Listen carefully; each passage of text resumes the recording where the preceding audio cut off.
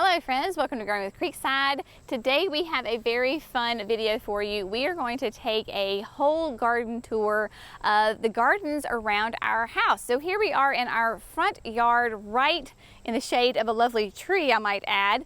If you are new to Gardening with Creekside, you might know or may not know that we are in North Carolina, Zone 7B, just west of Charlotte.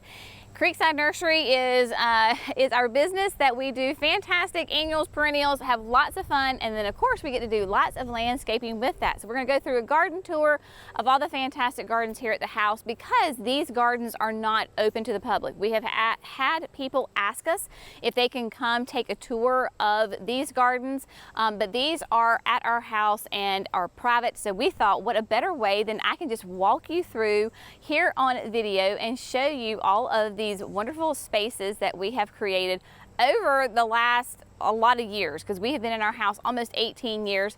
Of course, a lot of this has been developed within the last couple of years. So we're going to have lots of fun together walking through the garden. Behind me, you will notice that we have this wonderful little nook that is right off of our front porch, and it really only has two different types of evergreens. We have the sweet osmanthus, what I call the tea olives, in the very back. Those are year-round structure that give us beautiful evergreen color, and then in the fall, in the winter, early spring, it will give us little small white blooms that absolutely smell divine. Just a heavenly kind of an orangey honeysuckle jasmine scent to it. And then in the middle we have the dwarf Hortsman, is a blue atlas cedar. This is the dwarf variety. We had a lot of people that were quite concerned when we planted this that it was going to be the original large size, and we were like, no, this is the dwarf variety. Clearly is very happy because it has grown a lot in the last 2 years that it has been in here. This bed is not on irrigation, just to give you a little bit of an idea of the growing conditions for this flower bed.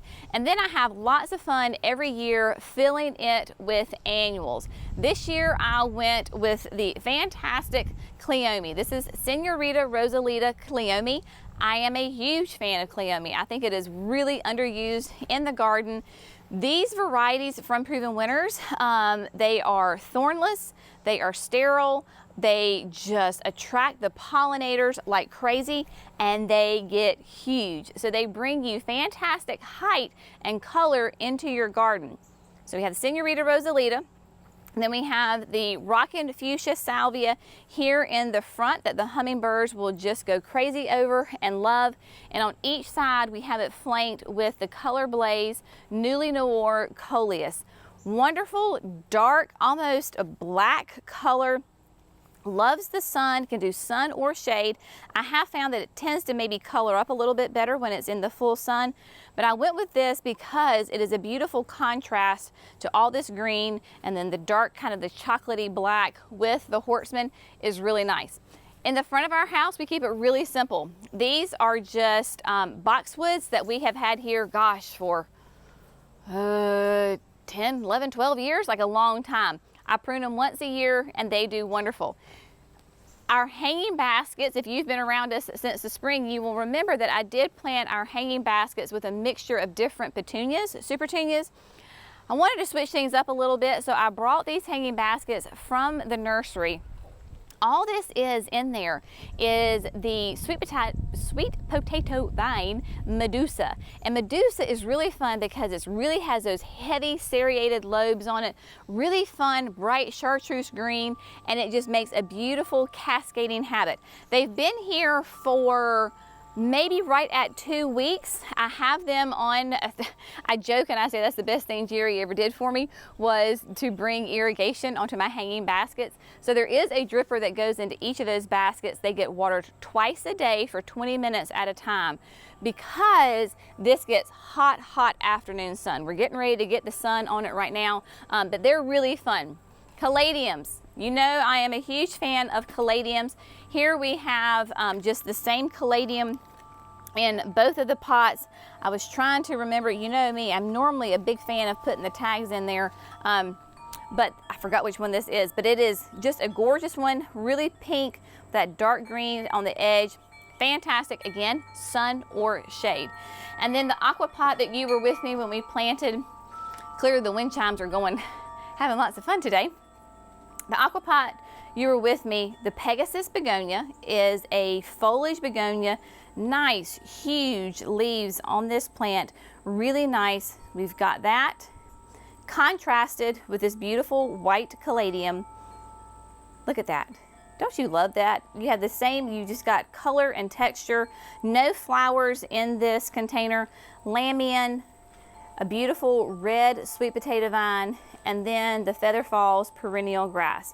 Feather Falls is probably not doing as well as it should because Pegasus is kind of taking over it a little bit. That's okay, you just kind of live and learn. I will take both the Feather Falls and the Lamian out of the container in the fall, and I will put it into the landscape because these are great perennials for us. I don't want to lose them, so I'll just transplant them from here into somewhere else. Let's walk around off the front porch and we will go over around to the back of the house. A lot of times people will ask what the relationship is as far as like distance between the house and the nursery. The nursery is just right there, just a couple of few hundred yards. 400? Jerry knows. 400 yards away. That's because you ran the line, right? So he knows it's exactly 400 yards away from the house, but that's going with the line. If you were the crow, it might be a little shorter going that way. And it was funny because we had to run fiber line, so that's how he knows it's exactly 400 yards. All sorts of fun things. So coming around to the back of the house, we do have the creek that runs the length of our property and cuts our property in half. A lot of times people will ask, where is the creek? Because it is such a sweet little sleepy creek. It just runs the whole distance. If you see the trees, the creek is going to be right in the middle. I have to show you though my Limelight hydrangea. This Limelight is probably the first Proven Winners plant that I have ever owned. It is 13 years old, I want to say. I bought it I'm sure it was like a 3-gallon shrub when I bought it. I planted it here and it has just grown and developed. I am 5'2", and so you can see how big a Limelight hydrangea can get over time. I have over time limbed it up from the bottom. I didn't intend for it to be a standard form. It's not a single trunk, but really it's so that I can maintain, because this is very much a very natural area here. So I maintain it and I can get under here and get the weeds out so that they don't go up into the hydrangea. This hydrangea gets morning sun and is in the shade in the afternoon, because as these trees have grown, they're covering over the Limelight. But I just love this Limelight, and it's really fun to show people like how big it will get over time. So when I tell you to give your Limelight lots of room to grow, this is why. You will notice too that it's got massive, huge blooms on it, doing really well. This poor thing is truly neglected. The only thing I ever do to this plant is in late winter, early spring, I prune it. I don't think I even fertilize it. It's certainly not on irrigation. It only gets water if it rains. Very happy plant, and it's really fun because you can see it from a distance. Now, moving into the backyard, you have been with us on this journey just this season, putting in these 2 beds in the backyard. I've been really pleased with how well they are doing, considering, gosh, was it 4 months ago this was grass? It was back in late winter, early spring that when we took out the grass and created these beds. So to know that they are that young, I think is really great. We had the citron, can you get this butterfly? We had this citron, luscious citron lantana from Proven Winners. We did that in mass. If you do not have lantana in your yard, you are missing out on a show with the butterflies and the hummingbirds and the pollinators. Citron is a very nice, soft yellow. It is not a harsh yellow whatsoever, nice and soft, light, but yet it sticks out from a distance, like we have some over there. Everything is coming along nicely. Somebody was asking me about Emily's rescue plant, the Julia Child Rose Standard. This is it, and it has come along so nicely. To give you a backstory, Emily, our oldest at the nursery, had asked if she could rescue this rose tree. So I said, of course. We planted it here just a month ago, and it has flushed out in beautiful foliage, got lots of buds all over it. It pretty much was sticks when we brought it over. There was a couple of little pieces on it, but coming along quite nicely. This time next year, she is going to be stunning. But everything has done so nicely. Our magnolia is constantly giving us blooms. Just the other day, we had 3 huge blooms on it, and it is stunning. I think every southern gardener needs to have at least one magnolia. This is my first magnolia. It is a little gem. It is not like a Bracken's Brown Beauty that gets this massive. Little gems are one of the smallest magnolias on the market. It still gets some good height to it and a nice presence, but it's not going to take up my entire backyard. The echinaceas that we planted, again, have done fantastic. This is the Summer Song Firefinch, putting out lots of color. I've got lots of new foliage on it. Just a minute ago, there was butterflies on this. It's really fun because you can get different colors on the same plant. And then we have this beautiful yarrow. This is Firefly, something like that. And it is doing great as well, considering that when I planted it, there was not on irrigation and it got toasty several times. Lots of fun things. Of course, the gorgeous luminary ultraviolet phlox. This is more on the end of its cycle of blooming, but it has been blooming for quite a while now. And for it to look this good in August, I will absolutely take it. Speaking of butterflies, look at all the butterflies on the citron and the Pugster amethyst. Well, there she goes back again. We have tons of swallowtails here in North Carolina, and they love these plants. You can tell that they don't care one thing that Jerry is putting a camera up in their face, and they are very happy. And I think the contrast between the yellow of the lantana and then the brand new, this is Valentine's Crush. Valentine's Crush is going to be one of the new Summerifics for next year. Beautiful, massive blooms on this thing. It's just huge, gorgeous plant, gorgeous leaves. This came to us as a 72, what we call a 72 plug. So that means it was a really tiny plant when it came to us. And already this season, it has grown to be this size. Very nice, very impressive, doing great. Moving on around, you cannot miss, of course, the Suncredible Saturn sunflowers over here. We had a lot of fun. If you remember, we have them also at the nursery in a bank, a whole flower bed. So we decided to bring some over, put it in the back of this bed. Nice, happy plants, sunshiny, just great. And I love having the contrast of, this is the purple fountain grass. Yes, it is an annual for us, but it is the purple fountain grass, and I have 3 of them in here. Clearly, they love this area because this thing is massive. It is massive, it is happy, the plumes are nice and fluffy. Excuse me, they're nice and fluffy. Very happy plant overall. So we will definitely be doing this again. And then we have the slender hinoki tree. So this is a evergreen. I kind of call it like a Dr. Seuss tree because it's a little fun and a little funky. Brings fun texture to this bed. Love it, but it is the slender hinoki. Again, people will, kind of freak out sometimes. They're like, Jenny, it's gonna be 30 feet tall. It's not going to. And it is a slow grower, so we've got plenty of time to let this one grow. The Cheyenne Sky, perennial grass, doing wonderful. I mean, we got butterflies everywhere, people. They are just they are loving life. And you can see that we kind of repeat some of those same things right throughout the beds. More of the citron, then we have another one of the Valentine's Crush hibiscus. And then this is the cherry tree. Okami, thank you. I never can remember. So the Okami cherry tree. Now, if you live in an area where there are not Japanese beetles, you're probably going, oh my gosh, Jenny, your cherry tree is dying. What in the world? No, that is what Japanese beetles do to cherry trees around here if you do not treat them. And last year I did not treat the tree. It was just, life happens, and it did not get done. So you can, if you can see, the older leaves are completely shredded.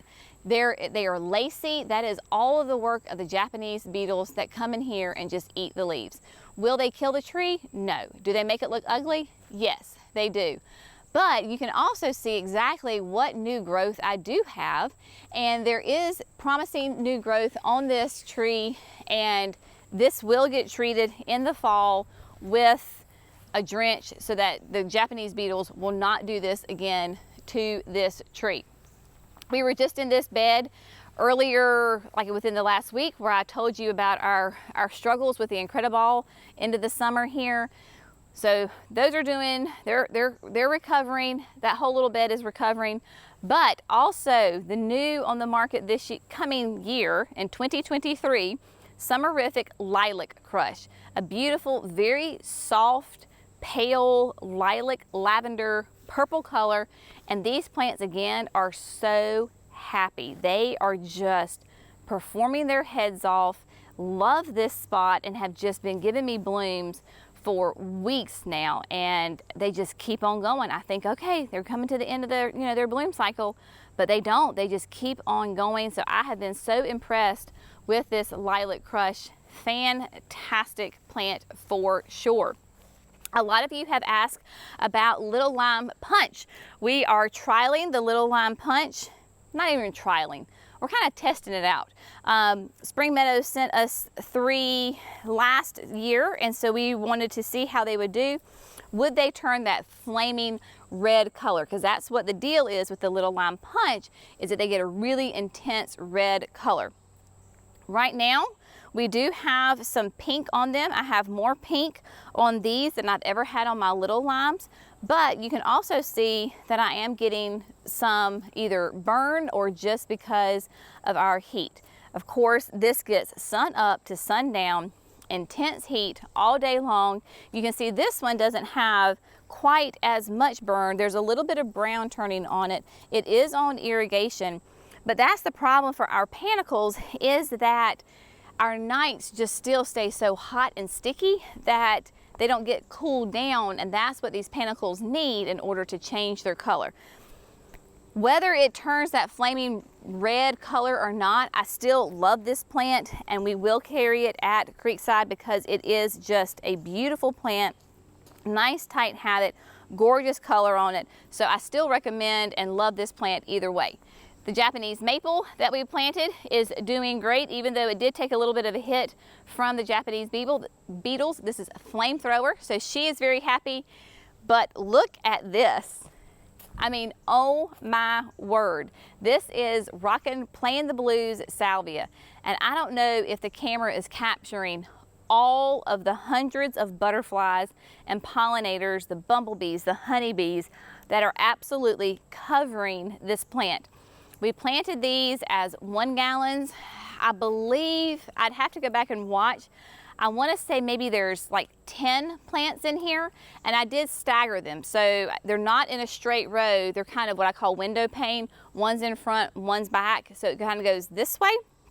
They have filled in beautifully. I have my David Austin roses back here in the back. I have pruned up the salvia one time because they were starting to encroach on the roses. I need to do that again so that my roses get lots of sunlight. I may have to come in here, I don't know, like this winter, next year, not this winter. I'll probably wait till next spring and maybe take some of them out. I don't know. But I want my roses to grow and be nice and happy. They are doing fantastic. I've got my Poet's Wife, Susan Williams Ellis, and the Ruald doll right here, and they all are performing just magnificently well, especially since most of the Japanese beetles are gone. And I say most because this rosebud right here has about 8 Japanese beetles on it. So when that happens, I just flick them off, because at that point it's just, I just get rid of them. In front of the salvias is guara, and guara is a wonderful perennial if you're not familiar with it. It does butterfly flower, I believe is its common name, but it will do really wispy blooms on it. Nice spring bloomer into the summer, and I went ahead and sheared it back. So all of this right here, these are all the flower buds for the second flush. I wanted to do that because it will take me into the fall. They are just about to explode in color, nice soft pink. Pollinators, of course, love it, which ties in really nicely. But you can even see here that the salvia is coming forward. I mean, I could deadhead this and thin it out. That's the wonderful thing about this salvia, is the more you prune it, the thicker it gets. So I'm not gonna hurt the plant by trimming it up some. I'm gonna help the guara and actually help the salvia get nice and thicker. The generous gardener is doing quite nicely. Again, now that those daggum Japanese beetles are starting to go away, they have got buds all over them. I was just looking at the top on the other side. So if the top is covered in buds, so we're getting ready to get that second flush of blooms here. And the generous gardener, there is one on each side of the arch. I got this arch from Kinsman Garden Company. Wonderful, it just stays here year round. The generous gardener has been in the ground just a hair over 1 year. So this is 1 year's growth on this plant, and it is just, oh my gosh, she is a rock star and just keeps on going for absolutely sure. The forest pansy bed, I call this the forest pansy bed because we have a forest pansy redbud here. It is doing really nicely. This bed, I was looking at pictures the other day, June 23rd, a year ago. So June 23rd of 2021, there was nothing planted in the main part of this bed. There were some things underneath the forest pansy, but none of these plants were here. It was completely empty, and to see the transformation in just a little bit over a year, you know, it kind of blows my mind. So that would be my recommendation for you, is when you're in your garden, take pictures. Just, you know, they're just on your phone, and that's fine. Just leave those pictures there. You can make a folder if you want to, but sometimes I think we don't realize how far we have come, and we're really hard on ourselves. But when you look back at pictures, pictures don't lie, and they will show you how much things have grown, how things have changed and developed within that time period. And it is just, it's really fun. This is my fun bed. I mean, all the gardens are fun, but this is where I have that fun shade garden where I can put in something of a onesie. I don't have to feel like it has to be this massive block of the same plant over and over again. Lots of fun, unique pieces in here. My mama and I have spent a lot of time in this garden, so that holds lots of special memories for me, that mama and I have developed this bed, not only within the last year, but in the last, oh gosh, ever since we've had this bed, she and I have spent so much time in here. Lots of fun. We have a great time in here for sure. Here we are at the cottage garden, and y'all, if you've ever doubted if this bed is in full sun, let me tell you, it is in full sun, and it is toasty here. I was like, did I spill something on my shirt? And she was like, no, Jenny, that's just sweat. Real life gardening here, not even gardening today, we're just walking and talking. But here at the cottage garden, so much fun. Again, this is my fun bed for my full sun. Rocking, this is blue suede shoes there in the back. We've got more swallowtails over that. Just a lot of perennials in here. And these beds really do give us lots of that 3 seasons of color. Daylilies come in, you've got phlox, you've got coleus, more cleome, and the supertunia. This is the jazzberry. And then back in the back, of course, are the garden boxes. And can we just talk about those caladiums in the unique stone urns? Dear heavens, I will forever put caladiums in those urns because they have just done so well. They are on drip irrigation, so I can get them watered very easily. But full sun, if you've ever doubted if caladiums can do full sun, there is your answer, because heaven knows it is hotter than an oven up there right now. And then everybody asks about, this is Miss Huff Lantana. It is one of the surefire perennial lantanas for us. I do have to keep her in check. Like, I need to come in here and clean her up because she does start to get a little bullish as far as like how big she gets, and she'll come over. I have the Millennium Allium right here blooming, but you can't see it because Miss Huff is taking over. So I do need to get in here and maintain it and pull it up some. But I love mixing salvias and vermillionaire, coleus. Throw some coleus in your landscape. It makes a fantastic big pop of color there and does really, really well. And then of course what I call hydrangea hill up here. It is little lime hydrangeas at the bottom. It is firelights at the top, and they are turning that lovely kind of rose mauve color for us. And then just a couple of weeks ago, we added the Edge of Night, Summerific Edge of Night perennial hibiscus down the center. And you can see that we have buds on them. They are growing and doing quite nicely. Very happy plants. We're just gonna sit back, watch them grow and develop. They do love the water, so these are on irrigation and are putting out flowers quite nicely. Nice dark foliage on them. And these are considered, I think, part to full sun plants. So the more sun you can give them and the more water, the better they will do. But there we have the firelights turning their beautiful mauve color. Be fantastic for the fall. And if you want to dry your hydrangeas, you can go ahead and clip them, make a bouquet, and they will naturally dry in the vase, and they will turn that wonderful kind of that antique-y color. Just really nice. Now, we are in the shade at this moment, so we're going to keep the shade theme going, and we're going to bebop on down here to the shade garden. So if you've ever wondered where Hydrangea Hill and the garden is in relation to the house, it is just right here. So we're going to come on down here and go through the shade garden, because I have to say though, for the middle of August, it is doing quite nicely because this bed is also not on irrigation. So this does not receive any irrigation. If it does get water, it is either from the rain or it is from what I give it. One of the first things that catches your eye is probably the Ariella Sun King. Big, huge lime green color. There are two plants. So I have two plants that are planted on either side of the window to give this nice full coverage here. And then all throughout it's just different kinds of hostas. I've got more caladiums in a pot, pulmonaria. These are spot-ons. There's actually two here. This spot on was planted last year, and last year I did lose one. I think a kid got a hold of it, and so I put one right here, not realizing how much my golden tiara was going to fill out. But that's okay. Everybody's working together quite nicely. You've got eucharas or coral bells in here as well. I like putting in the different colors. This is evening gown, so lots of fun there. And I want to show you, if you have bleeding hearts, and I left this way on purpose. If you have old-fashioned bleeding hearts, you may notice that yours look like mine do, and you think, oh no, my plant is dying. You know, what is wrong?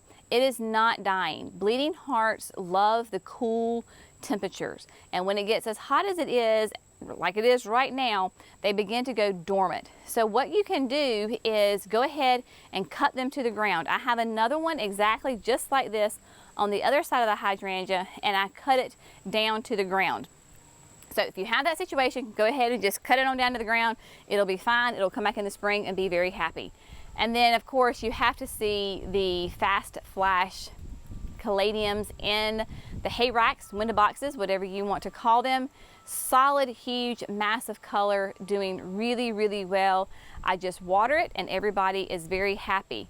On the wall to our left, you will see that I have that wall hanging, and you will see that it is in full sun.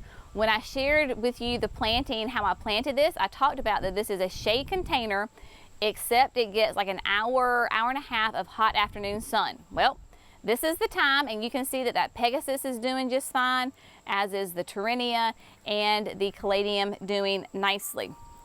That Terenia that is in that wall hanging, I'll also have it down in the ground. In a container, it will trail.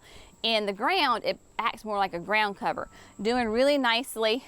More of the same Caladium up in this hay rack.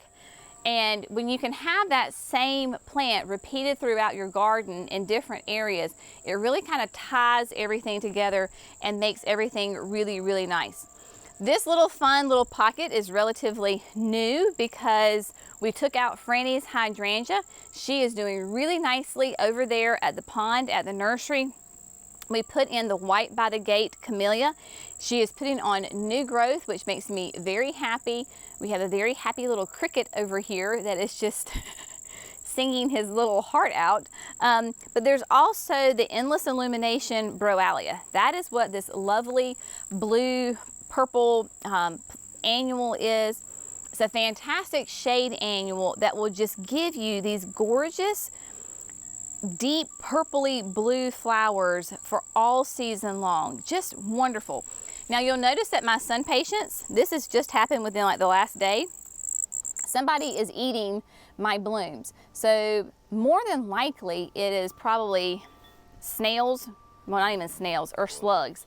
So I have my snail and slug bait that I will come in and treat this area.